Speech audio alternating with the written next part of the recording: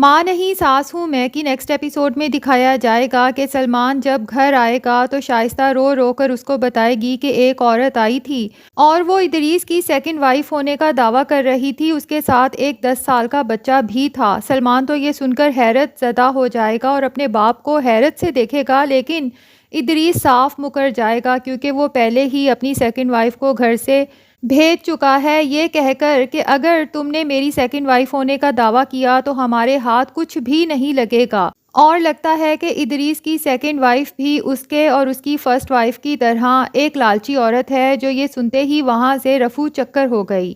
تو ادریس کہتا ہے کہ اگر وہ میری سیکنڈ وائف ہوتی اور سچی ہوتی تو ابھی یہاں پر بیٹھی نہ ہوتی، یوں غائب ہو جاتی۔ سلمان کہتا ہے کہ پلیز مجھے یہ بتائیں کہ وہ عورت آخر آئی ہی کیوں تھی، اس نے یہ دعویٰ ہی کیوں کیا اور یہ سب چکر کیا ہے۔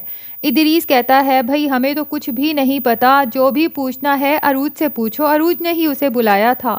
اب سلمان غصے کے عالم میں عروج کے پاس جائے گا اور اسے دھمکائے گا اور کہے گا کہ یہ کھیل کھیلنا بند کر دو، بہت ہو چکا۔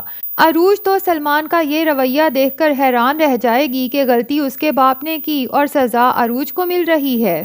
بہرحال ادریس کب تک یہ سچائی چھپائے گا؟ آخر اس نے نکاح کیا ہے، ایک دن کھل کر سامنے آنا تو ہے۔ اس کے بعد یقیناً سلمان کو افسوس ہوگا کہ اس نے ہمیشہ کی طرح عروج کو غلط سمجھ کر اس پر اپنا غصہ نکالا، جبکہ غلطیاں اس کے اپنے ماں باپ کرتے آئے ہیں۔